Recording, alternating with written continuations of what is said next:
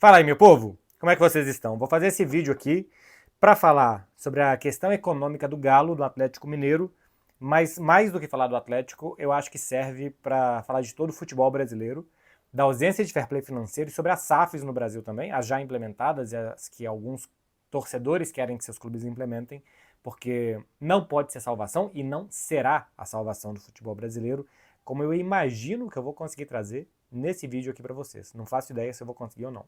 O que eu faço ideia que eu consigo trazer para vocês é 15% de desconto nas peças da Insider. Essa camiseta minha aqui é uma tech t-shirt gola V, se vocês não estão vendo, off-white, e tem várias opções para vocês com o código BECKLER que está aqui na tela. Tem um link na descrição do vídeo também que você já cai diretamente com o meu cupom lá na Insider Store para fazer as suas compras. Cheguei aqui no Brasil, tinha um tanto de coisa da Insider para mim e eu tô simplesmente de guarda-roupa novo para vocês. Coloca uma camisa que vai te deixar bem, que vai te vestir bem por muito tempo, porque ela dura muito tempo, o custo-benefício é excelente, desamassa no seu corpo, demora mais para pegar cheiro. Não digo que não pega cheiro, porque se você usar uma semana inteira, se prepara.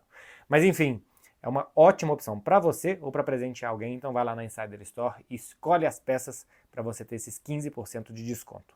Meu povo, é o seguinte, a gente viu, e eu estou em Belo Horizonte, a gente viu nos últimos dias muita repercussão por aqui, eu acho que em boa parte do Brasil, sobre a situação financeira do Galo. Saíram notícias de jogadores notificando o clube extrajudicialmente, depois desmentiram, chegou a gerar até um toma lá da cá, aparentemente, entre jogadores do próprio Atlético, né, que alguns concordavam mais ou menos com essa atitude.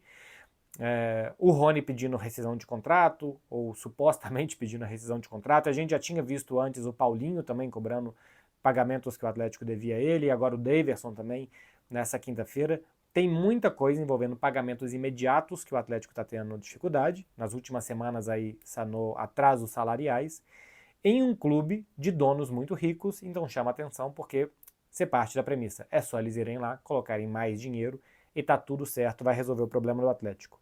Isso até pode acontecer, talvez essa seja a salvação do Atlético no final das contas, mas o próprio Rafael Menin, que é hoje o personagem dos 4 R's, o mais forte, né, do Atlético, dos 4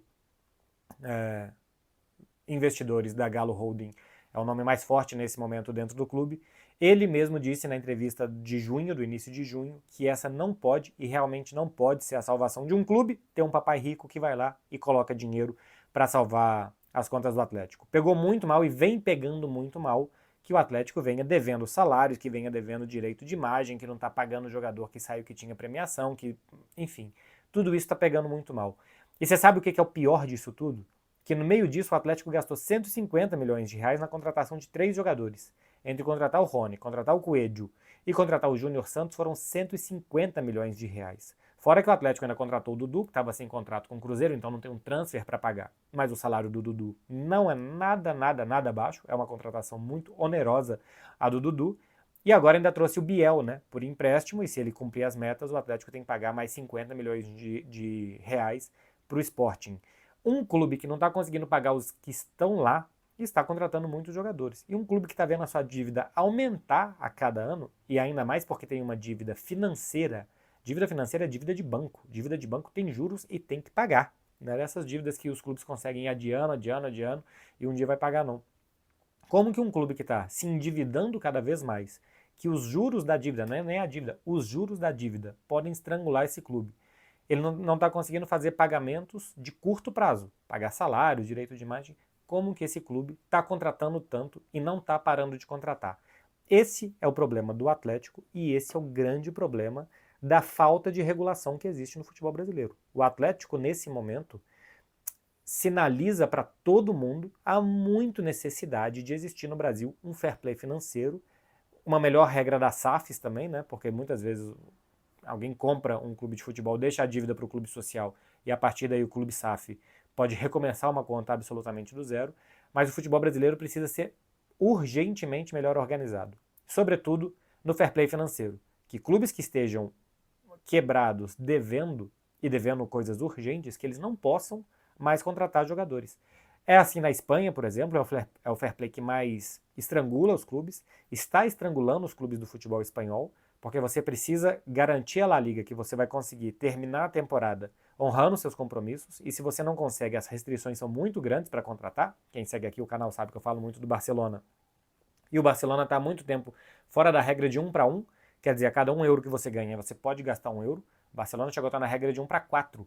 Cada 1 euro que ele ganha, ele pode gastar 25 centavos, ele pode gastar um terço daquilo. A cada 4 euros que ele ganha, ele pode gastar 1 euro só sobre aquilo. La Liga estimula limites salariais, baseados nas receitas e despesas dos clubes, as dívidas dos clubes, tem uma conta que a La Liga faz para isso, existe um departamento lá dentro para isso, e a gente vê clubes como Sevilha, Betis, Valência, clubes muito tradicionais, com limites salariais muito, muito baixos. O próprio Barcelona tem um limite salarial baixo para o que é o próprio custo dos salários do clube. E talvez é assim, e talvez não, seguramente é assim que tem que ser. Porque os clubes não podem chegar nessa situação do Atlético, que não é exclusiva do futebol brasileiro, né? Vários estão ou estiveram nessa situação e não é nada saudável. E não é nada justo que um clube desse possa continuar contratando. E que outros clubes que estão tentando picar pedra e andar com as próprias pernas, que esses clubes sejam rivais do Atlético na primeira divisão, vão perder para o Atlético uma vaga em Libertadores, em Sul-Americana, quem sabe uma vaga contra o rebaixamento um dia, porque eles não têm as mesmas ferramentas que o Atlético tem para lutar. Então não é de igual para igual. Então não é justo. Jogo justo, fair play. É o que é necessário para ontem no futebol brasileiro. Eu vou pegar aqui uma fala, um trecho de uma fala, daquela entrevista de 3 horas do Rafael Menin em junho. Eu assisti 90%, finalzinho eu não assisti, já achei que já estava um pouco repetitivo, mas assisti 90% daquela entrevista, e para mim essa fala daqui é a principal, que eu vou citar aqui. E por que eu estou fazendo isso agora? Eu iria fazer isso em junho, mas acabou que entraram muitas outras coisas de Mundial de Clubes, e como tem uma novidade sobre o Atlético, eu vou pegar essa fala do Rafael Menin para exemplificar o que eu acho que deveria ser, e está na thumb do vídeo. A SAF foi criada para melhorar a gestão e tirar o clube da sentença de morte. Não foram criadas para injetar dinheiro todos os anos. É um erro estrutural. Busca equilibrar pratos para... Eu vou dar uma pausa aqui. Isso aqui que o Menin fala, que o Rafael Menin fala, é verdade. As SAFs não podem ser para salvar os clubes e sair injetando dinheiro a cada ano. Quem entende que a SAF é isso, quem cobra isso das SAFs, tem que estar errado, porque não pode ser assim que uma SAF deve funcionar. Aí ele fala, busca equilibrar pratos para investir em elenco, montar arena. É difícil chegar e dizer, vamos ter o orçamento igual ao do Ceará nos próximos 5 anos. Vamos brigar para não cair e eventualmente cair para a Série B. São escolhas super difíceis. Como vamos fazer tudo isso ao mesmo tempo? Investir em infraestrutura, CT, elenco e ainda pagar a dívida. Essa é a questão. Cada clube pode escolher o que faz. E pode escolher não pagar a dívida, ou pagar muito pouco da dívida, ou se endividar ainda mais. O Atlético tem uma dívida bancária hoje de 900 milhões de reais. Com a taxa de juros no Brasil que os clubes pagam, essa dívida gera para o Atlético de 900 milhões de reais mais de 100 milhões por ano de mais dívida, porque é juros sobre essa dívida. Então, se o Atlético não pagar, não for pagando essa dívida aqui, é água entrando dentro do barco que não vai parar até naufragar. E o Atlético tem que optar por pagar essa dívida, ou ele não deveria, melhor dizendo, ter que optar por pagar essa dívida. Ele deveria ser obrigado a destinar boa parte do orçamento dele a pagar essa dívida. E depois, como o próprio Rafael Menin disse, é virar o Ceará. O próprio Rafael Menin disse, com todo respeito ao Ceará, e todo mundo sabe que logo depois de com todo respeito vem alguma afirmação sem nenhum tipo de respeito, mas se é para falar de um clube de baixo orçamento, que não pode fazer grandes investimentos, que tem que contratar jogadores aqui e ali com a qualidade que é a que é, para não cair, se é isso que a sua situação financeira te leva a ter, é isso que você deve ter. Não pode ser que um clube com esse endividamento, com esses problemas, possa gastar 150 milhões de reais. Porque o Ceará, que tem aquele orçamento muito mais baixo, não pode gastar 150 milhões de reais em 3 jogadores. Então não é justo com o próprio Ceará, com todo o respeito ao Rafael Menin, que o Atlético faça os investimentos que está fazendo e dispute o mesmo campeonato que o Ceará. O justo seria que o Atlético brigasse para não cair. Eu estou falando do Atlético e serve para os outros, tá? Serve para o Botafogo, para o Vasco, para o Bahia, para o Cruzeiro, para todos que são SAF e para os que não são também, mas que também adotam esse tipo de coisa, né? O endividamento do Corinthians também é imenso, e do Grêmio recentemente, enfim, vários e vários clubes têm esse perfil. Então, eu estou simplesmente exemplificando no Atlético porque é o prato do dia. Todos deveriam virar o Ceará. O futebol brasileiro deveria ser um grandíssimo campeonato cearense, com, quem sabe, Palmeiras e Flamengo, porque esses clubes estão há mais tempo saneados, caminhando com as próprias pernas, ganhando muito dinheiro e fazendo mais dinheiro, né, com venda de jogadores e tal, e o poder competitivo desses clubes. Deveria ser um grandíssimo campeonato cearense com 2 ou 3 clubes ali brigando. Se a gente fosse tomar pelo poder de investimento que os clubes do Brasil deveriam ter contra receitas que eles têm versus a dívida que eles têm, deveria ser o Ceará. Todo mundo deveria ser o Ceará. Todo mundo deveria contratar jogadores mais ou menos, todo mundo deveria suar para trazer alguém, não fazer investimentos. A gente já viu grandes clubes da Europa, o Barcelona, por exemplo, recentemente, que não pôde comprar. E não pôde. Se você olha as janelas de transferências do futebol espanhol, que tem esse fair play, que é para os clubes não quebrarem, a gente vê que quase não é contratado, ou praticamente não são contratados jogadores de investimento muito alto e de valores muito altos. Assim deveria funcionar no Brasil e assim deveria funcionar para o Atlético. Se o próprio Rafael Menin disse, numa fala de 1 minuto e meio dele, exatamente o que deve ser, ele só disse que não, porque no final ele disse, como fazer tudo isso são escolhas difíceis porque o Atlético quer melhorar o seu CT, construir um estádio, continuar mantendo jogadores de salário muito alto e contratando outros, investindo muito, e no meio disso tudo, a dívida vai ficando para trás. O pagamento da dívida vai ficando para trás. E essa dívida financeira ainda é uma dívida de longo prazo. A dívida de curto prazo, que é com os jogadores, vai ficando para trás e não deveria ser assim por lei. Não é que o Atlético deveria optar por pagar a dívida, ele deveria ser obrigado a pagar a dívida e todos os outros deveriam ser obrigados a pagar suas dívidas, equacionar suas dívidas, ter um plano, seguir esse plano.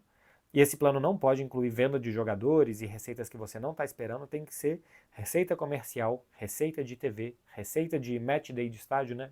Bilheteria de estádio basicamente.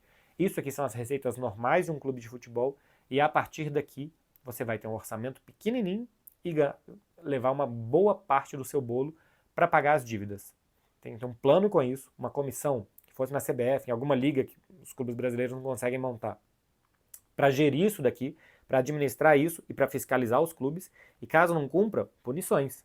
Pode ser punição esportiva de perda de ponto, pode ser punição de não poder contratar, pode ser diversos tipos de punição para resolver isso.